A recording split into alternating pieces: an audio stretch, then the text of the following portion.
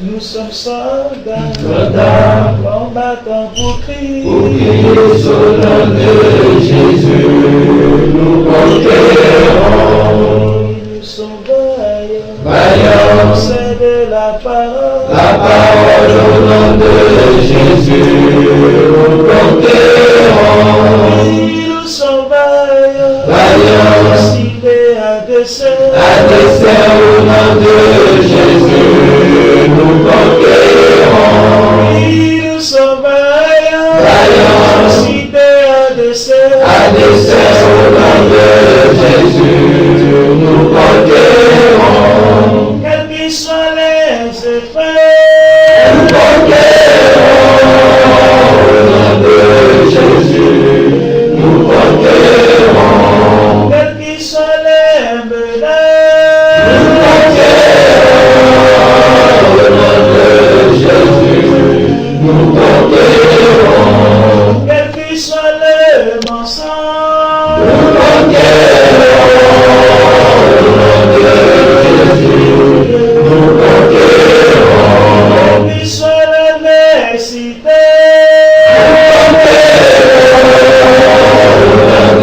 Jésus, nous conquérons. nous sommes vaillants, cités à dessein Au nom de Jésus, nous conquérons. Nous sommes vaillants, cités à dessein Au nom de Jésus, nous conquérons. Nous sommes vaillants, c'est de la parole Au nom de Jésus, nous conquérons. Nous sommes vaillants, cités à dessein Au nom de Jésus, nous conquérons. quels qu'ils soient les mensonges,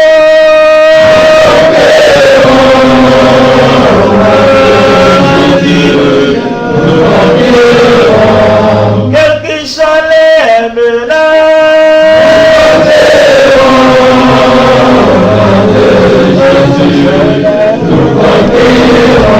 quels qu'ils soient l'adversité,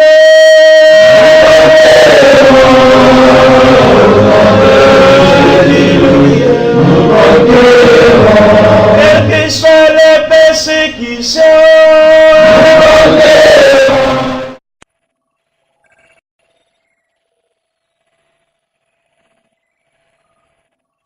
Au pré avec sa mère, le poulain de 3 jours tangue sur ses pattes. La seringue pénètre sous la peau du cou. Injection rapide et indolore. Le vétérinaire vérifie son lecteur portable. Le numéro d'identification s'inscrit à l'écran. La puce est opérationnelle. Le lecteur transmet directement les données à l'ordinateur. Date de naissance, sexe, numéro des géniteurs, vaccination, allaitement, etc. Il sera désormais simple, en consultant les bases de données, d'assurer un suivi sanitaire rigoureux, de vérifier qui est le propriétaire du poulain et, en le scannant avec un lecteur portable, de l'identifier à tout moment. L'animal est entré dans le système. Il a le droit d'exister.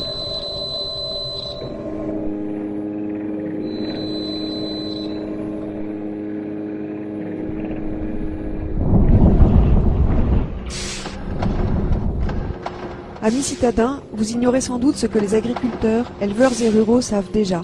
Les RFID envahissent nos vies pour les contrôler. Non seulement en transformant les animaux en machines communicantes, mais en implantant dans chaque chose, chaque être, un mini mouchard électronique. Mais pas de panique. Vous n'avez rien à vous reprocher.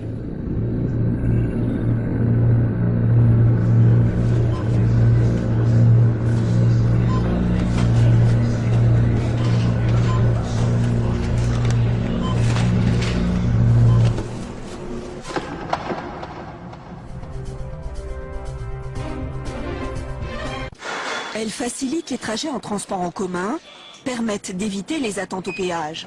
Implantées à même la peau pour tracer les chevaux de course ou dans un bracelet pour veiller à la sécurité des nouveau-nés, les puces électroniques envahissent notre quotidien. Radio Frequency Identification, donc identification par radiofréquence. Un tag RFID est constitué de 2 éléments, une puce et une antenne. Ces deux éléments vont être connectés ensemble et c'est ce qu'on va appeler l'étiquette électronique ou le tag RFID. À partir de là, on va avoir un système émetteur ou récepteur qui va s'appeler la station de lecture, qui va permettre de communiquer avec cette étiquette et on aura à ce moment-là un transfert d'informations qui va se faire entre l'étiquette RFID et la station de lecture.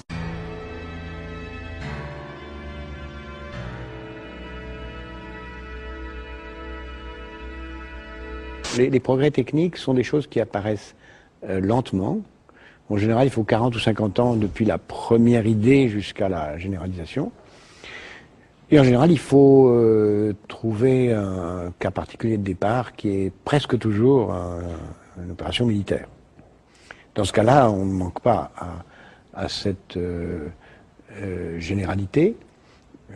La RFID que vous avez parfaitement décrite comme étant une façon de reconnaître à distance un objet ou de l'identifier sans avoir lui demandé de sortir sa carte d'identité. Pour un objet, c'est rare qu'il ait une carte d'identité sur lui. Ça a commencé, en effet, pendant la guerre de 40, aux États-Unis, pour les combats aériens au-dessus du Pacifique, où il y a eu beaucoup d'accidents où les avions américains se sont entre-détruits, et où on a mis dans tous les avions de la flotte américaine des mécanismes qui permettaient de reconnaître les avions amis. Amis-ennemis. Et donc ça permettait au radar d'un avion de chasse de ne pas tirer sur un avion ami. This paratrooper carries a radio beacon hooked onto his belt. It's the ground section of what's called the Rebecca Eureka system. His part is Eureka. This receiver transmitter has 5 separate receiver and 5 separate transmitter frequencies. Without going into technicalities, here's generally how it operates. Our planes are looking for the dropping targets for the paratroopers. They carry the Rebecca airborne interrogators, which pick up Eureka's beacon and come in on it. Eureka gives them azimuth and range indication.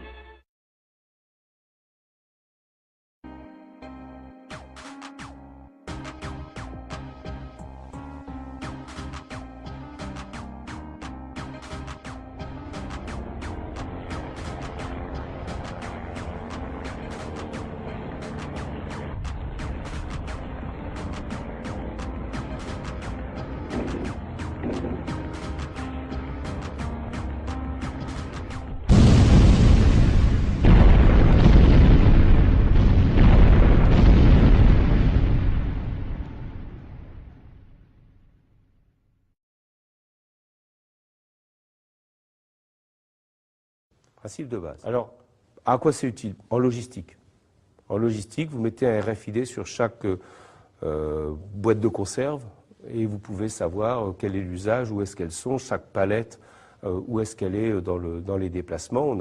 Vous mettez sur les animaux des puces RFID qui permettent de savoir, d'avoir une traçabilité en fait à la fois dans le prêt, à l'étable et même après jusqu'au niveau du découpage de l'animal, vous pouvez avoir une traçabilité. Vous avez à juste titre employé le mot traçabilité. C'est évident que l'essentiel des utilisations de cette technologie, au départ, porte sur la traçabilité. Tout ce que vous avez décrit, c'est la traçabilité, soit des objets, soit des personnes. Donc tout ce qui va être de plus en plus nécessaire à suivre à distance, savoir ce qu'il devient, permettre de connaître l'évolution des produits, les localiser. Et c'était très intéressant.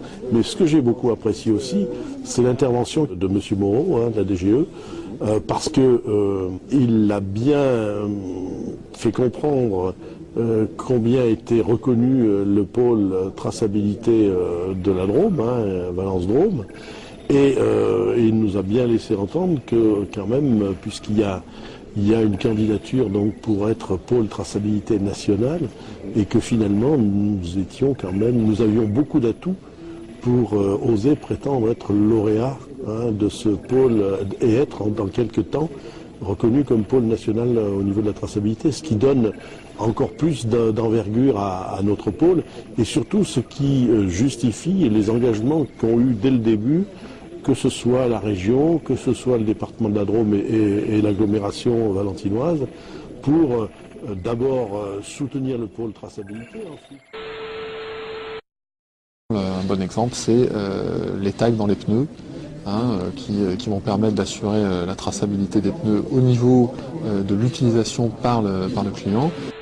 Vous pouvez nous présenter des choses concrètes? Oui, alors en fait, en mettant des petites bornes de ce type-là, Oui. Par exemple dans un service d'urgence, donc on dispose quelques bornes comme ça peut aller jusqu'à une par pièce. Et puis en équipant les patients de quelque chose comme ça, un bracelet, en fait sur le bracelet hôpital, nous ajoutons cette petite montre dans laquelle est embarqué le RFID actif. D'accord. Et sur cette base-là, le bracelet est détecté par la borne dans un rayon d'environ 30 mètres. Bonsoir, aujourd'hui on est au Crystal Lounge pour vous parler d'une nouvelle technique, celle du RFID qui se vend comme les techniques de la soirée de demain. On parle de one-to-one en bas, alors on va aller voir tout de suite de quoi il en retourne. Bienvenue, parce qu'aujourd'hui c'est une soirée sur l'innovation, c'est une soirée sur l'innovation live à 361 degrés. Donc aujourd'hui pour nous c'est l'occasion de présenter à la fois le panel de l'offre Skyboard, sa richesse de contenu, sa richesse de brand content.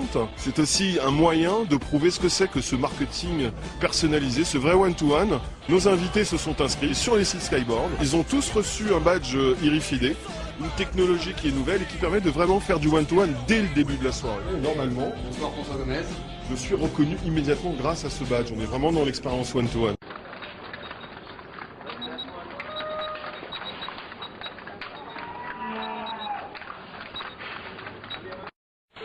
Navigo, ça a été un formidable outil pour la RATP pour améliorer son service. Et la CNIL a donné un avis assez serré de manière à ce que la RATP ne garde pas les informations sur nos déplacements pendant des jours et des jours. Mais il les garde pendant combien de temps? Alors, il les garde pendant 48 heures. Pendant 48 heures, on sait absolument partout où j'ai été.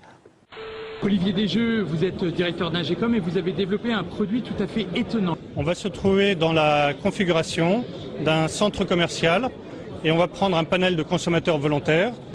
Alors prenons l'exemple de cette dame qui va être munie volontairement d'un badge et qui va aller faire ses courses dans les différents magasins d'un centre commercial. Et à chaque fois que la dame passe dans le magasin, elle est repérée par le contrôleur qui transmet l'information en temps réel. Donc on saura combien de temps le consommateur volontaire aura passé dans chacun des magasins, quand il sera rentré, quand il en sera ressorti et vers quel magasin il sera allé par la suite.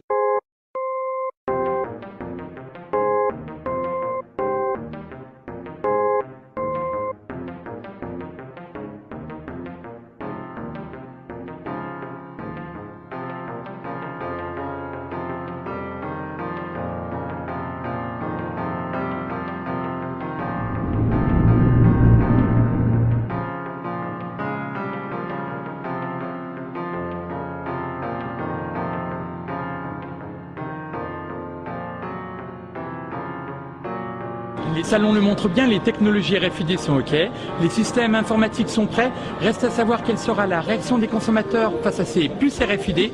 Et là, il faudra une bonne dose de persuasion de la part des distributeurs et de leurs fournisseurs.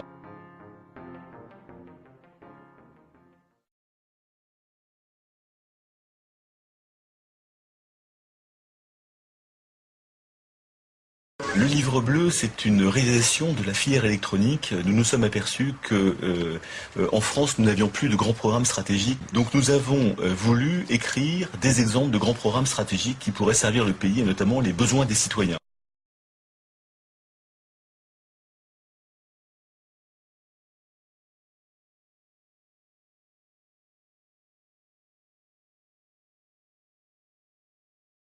On préconisait l'utilisation de ces techniques modernes de carte à puce, d'identification et donc de biométrie dès le plus jeune âge, donc dès l'école maternelle. Alors ça a fait hurler, je dirais, quelques personnes en disant mais c'est scandaleux, mais pourquoi vous mettez ça dès l'école maternelle, c'est de l'embrigadement, etc. Une puce électronique et un scanner, c'est la nouvelle version du registre de présence de la responsable de cette garderie. Le matin, avec l'appareil, je scanne les enfants. L'heure d'entrée s'inscrit et le soir, l'heure de sortie s'inscrit aussi. Donc ça évite de devoir faire des papiers.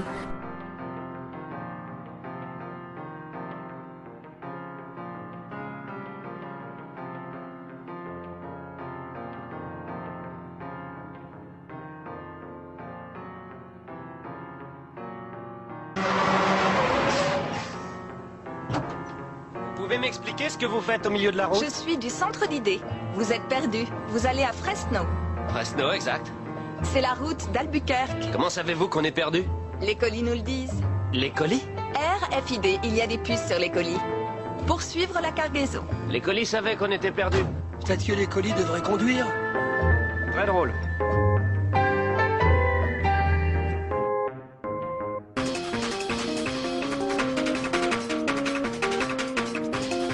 On estime que tous les jours, Walmart ou Carrefour produiraient jusqu'à 7 téraoctets de données. Donc qui sait les stocker, qui sait les exploiter, à quoi ça peut servir? On peut aussi se poser cette question-là. Est-ce que ce n'est pas des données qui vont rentrer et sortir dans le système sans avoir aucun intérêt? D'où l'enjeu technique, qui est un enjeu proprement technique. Et vous savez, quand vous mettez un challenge technique à des ingénieurs, ils vont chercher à le résoudre. Ça va leur plaire. Ça va leur plaire, c'est leur métier d'ingénieur. Donc, indépendamment des réflexions sur l'utilité ou non, la création de ce middleware qui prend les données et qui les rend exploitables par d'autres systèmes de calcul est à l'ordre du jour. C'est un vrai challenge pour tous les ingénieurs et donc ils vont s'y accrocher très fort. Je travaille sur ce sujet. Je suis un IBMer. Notre planète est un vaste ensemble de données. Des données générées par les voitures sur le périphérique, par les patients à l'hôpital, par l'électricité du réseau. Bien analyser ces données, c'est trouver des solutions pour fluidifier le trafic de plus de 400 villes, pour déceler les maladies plus tôt et alléger de 10% la facture énergétique. Sur une planète plus intelligente, toutes les données sont visibles et nous pouvons les interpréter pour mieux faire tourner le monde. Bâtissons une planète plus intelligente pour des données plus intelligentes.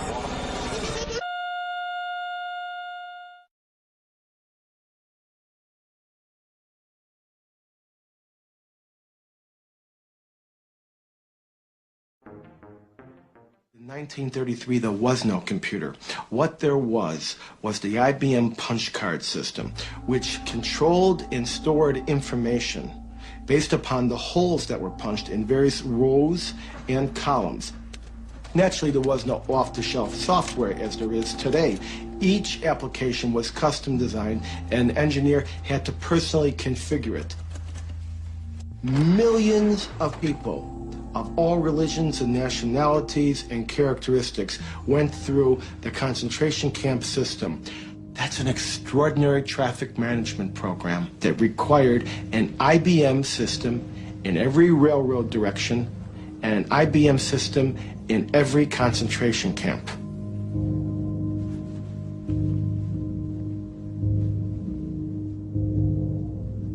Now, this is a typical prisoner card. There are little boxes where all the information is to be punched in. We compare this information to the code sheet for concentration camps. And here you see Auschwitz is 1, Buchenwald 2, Dachau is 3. Now, what kinds of prisoners were they? They could be a Jehovah's Witness for 2, a homosexual for 3, communist for 6, or a Jew would be 8. Faut-il créer le fichier Edwige, un fichier qui peut mentionner les activités, mais aussi les préférences religieuses ou sexuelles? Now, what was their status?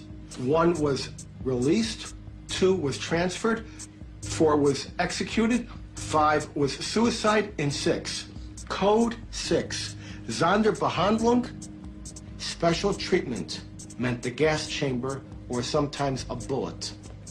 They would punch that number in, the material was tabulated, the machines were set, and of course the punch cards, by the millions, had to be printed, and they were printed exclusively by IBM, and the profits were recovered just after the war.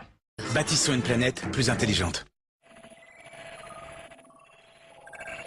On est parti pour augmenter ce genre de contrôle. On le voit bien avec les passeports numériques, on le voit bien avec les cartes d'identité, on le voit bien avec les cartes de santé, où il y a toujours des cartes à puce avec des informations, je dirais, biométriques. Nous ne sommes pas là pour savoir si c'est trop ou pas assez. Nous sommes avant tout des industriels et nous mettons en place les systèmes, les équipements pour servir la police, la justice et l'armée.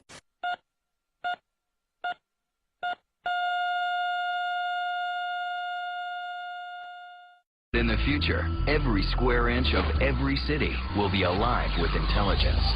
Because every street and every building will have a network of microcomputers built right into them. Dr. Chris Piester calls it smart dust. A smart dust particle or mote is a wireless sensor with sensing, computation, communication, and power in one package. These all-in-one microcomputers will be small, very small. The size of a mote today is about the size of a grain of rice. Tiny specks of computer smart dust will form a vast invisible network that can help manage the infrastructure of even the largest city. Smart cities in the future will take this low power, inexpensive, small technology and basically distribute it everywhere. Mais maintenant, on va parler presque directement des producteurs de données, c'est-à-dire des capteurs, de tous les objets qui sont capables de plus en plus de se connecter directement à l'Internet. Alors tout le monde rigole sur le frigidaire qui fait les commandes directes à Carrefour, en fonction des usages. Bon, c'est une caricature, mais on s'aperçoit qu'en fait, on a de plus en plus autour de nous, et on aura de plus en plus, des outils communicants, des objets communicants, capables de se brancher sur l'Internet et d'y récupérer ou d'y donner des informations. Ça se fait principalement par les réseaux hertziens, hein, soit en mode Wi-Fi, soit avec des systèmes, des mesh networks, c'est un système qui s'auto-reconfigure. On peut imaginer des systèmes capables d'émettre à une distance d'1 mètre ou 2 mètres et qui vont être capables de repérer le nœud le plus proche dans cette distance-là et de reconstruire comme ça un réseau qui, à un bout de la piste, va être connecté à l'Internet. Et donc, imaginez des capteurs comme ça, par exemple des capteurs environnementaux, des capteurs qui calculent le taux de dioxine, des capteurs pour le taux de CO2, la température, enfin. Accessoirement, c'est utilisé par les militaires, cette idée-là, pour avoir une vision du champ de bataille. Donc, derrière l'Internet des objets aussi, donc il y a des nouvelles reconfigurations de réseau, et puis il y a l'idée que chaque objet va avoir un identifiant. D'où le passage à ce qu'on appelle IPv6, donc qui va avoir des adresses Internet, des adresses IP, sur 32 bits, donc la possibilité de nommer des millions et des millions d'éléments. Donc on pourra penser que chaque objet sur la planète finira par avoir son identifiant Internet unique. Au cœur de l'Internet des objets, il y a ce qu'on appelle les RFID, Radio Frequency Identification. C'est l'idée d'une petite puce qui contient une information qui est lisible à distance, sans contact. Alors le problème, c'est que à partir du moment où ça peut être lu à distance et sans contact, celui qui a un RFID n'est pas forcément au courant que celui-ci est lu par un appareil. Minority Report, vous rentrez dans le magasin et comme il y a un RFID dans votre veste et que vous l'avez acheté dans ce magasin-là il y a 3 ans, la vendeuse vous dit « Bonjour monsieur le cronier, vous avez envie de changer de veste, je sens. » Bon. On peut imaginer toute une série donc, de modèles à la Minority Report comme ça, où nos objets nous trahiraient en permanence pour inciter donc, des systèmes d'influence, etc. Il y a aussi l'idée que l'usager ne va pas être averti du transfert de données le concernant. Alors ça, c'est un vrai problème de gouvernance, hein, c'est un problème de définir la société que nous voulons et ne pas la laisser définir par les gens qui font du code ou des objets. Il y a besoin d'y réfléchir profondément. Je garderais bien d'avoir des solutions au jour d'aujourd'hui, mais je sais que si on n'y réfléchit pas, ça peut se retourner contre les individus.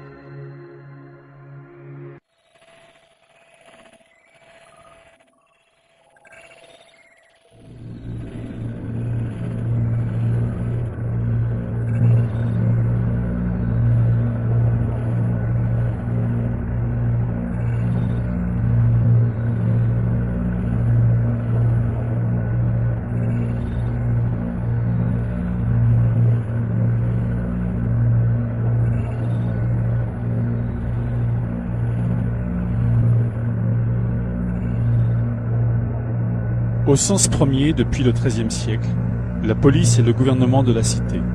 Gestion et discipline.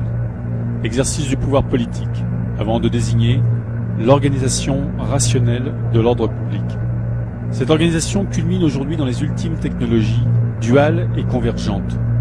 L'organisation technologique de l'ordre public signifie que la gestion et la discipline de la population, l'ordre public, procèdent des mêmes moyens matériels issus de l'innovation, alias recherche et développement, R&D. La technologie n'est pas le seul front de la guerre entre pouvoir et sans pouvoir, mais le front principal. C'est-à-dire que l'accélération technologique accroît toujours plus vite les forces du pouvoir face au sans-pouvoir, et que cette inégalité croissante dans le rapport des forces se reporte aussitôt sur tous les autres fronts. Nous parlons de la guerre, ouverte ou larvée, comme de l'état ordinaire des rapports entre pouvoir et sans-pouvoir. La guerre, par force ou par ruse, est le bâton, le gouvernail au moyen duquel le pouvoir pilote et dirige le troupeau des sans-pouvoir. La guerre, dit l'un des plus fameux stratèges, est donc un acte de violence destiné à contraindre l'adversaire à exécuter notre volonté. Ceux-là même qui n'ont pas lu Clausewitz savent aujourd'hui que la technologie est la continuation de la guerre par d'autres moyens. Tout ce qui est imaginable sera réalisé. Nous vous parlons du pancraticone, du techno-totalitarisme, de l'incarcération de l'homme-machine dans le monde machine. Nous vous parlons de la société de contrainte par possession technologique. Par possession, on entend l'état de ceux que gouverne une puissance technologique, neuroélectronique par exemple, qui les prive de la libre disposition de leurs pensées et de leurs actes, et en fait l'instrument de sa volonté. En termes de gouvernance pour le pouvoir, une population de cyborgs, d'organismes pilotés, d'hommes bioniques, bioélectroniques, d'hommes machines enfin, est insurpassable. C'est à cela que servent les RFID, quel que soit le nom qu'on leur donne. Smart tag, étiquette intelligente, puce sans contact, transpondeur, traceur, mouchard, capteur électronique, et on en trouvera bien d'autres encore pour dissimuler la même chose sous des noms nouveaux. Nous vous parlons de la cyberpolice, de la neuropolice, de la police totale, d'un dispositif permettant au pouvoir de contraindre les sans-pouvoir à exécuter ses volontés, telles des marionnettes, un robot, un individu sous hypnose. On voit que la technologie est la continuation de la police, du pouvoir politique par d'autres moyens, et que cybernétique et neurotechnologie couronnent ce rationalisme policier qui prétend faire de nous des insectes sociaux et de l'humanité une fourmilière machine. Au niveau général, surplombant, les RFID rendent possible le projet de pilotage planétaire du monde machine vendu par IBM au pouvoir. Pas un être, pas un homme, un objet, un arbre, pas un animal sans son matricule et sa puce incorporée. Au niveau individuel, à hauteur d'homme, les RFID et leurs implants cérébraux rendent possible le projet de pilotage d'hommes-machines auquel travaille, parmi bien d'autres, le laboratoire Clinatech du CEA Minatech de Grenoble. Toutes ces choses, même confusément, vous les connaissez. Et vous les connaissez pour vrai, même si vous ne voulez pas les connaître. Est-ce le souvenir, confus aussi, des défaites au goût de cendre qui détournent vos regards? Nos aïeux ont résisté des siècles et décennies à l'imposition d'un titre d'identité unique. Ce n'est qu'à l'automne 1940, sous la botte de la Révolution nationale et de l'occupation nazie, qu'ils ont dû accepter la carte d'identité obligatoire et le numéro d'inscription au répertoire. Celui-là même que vous nommez aujourd'hui votre numéro de sécurité sociale et que vous porterez quelques jours dans votre puce incorporée. Vous en savez déjà suffisamment, nous aussi. Ce ne sont pas les informations qui nous font défaut. Ce qui nous manque, c'est le courage d'admettre ce qui nous arrive et de nous y opposer radicalement, c'est-à-dire jusqu'à l'abolition de tout moyen d'identification des individus par le pouvoir. C'est au moyen de cette opposition que nous consacrerons maintenant notre discussion.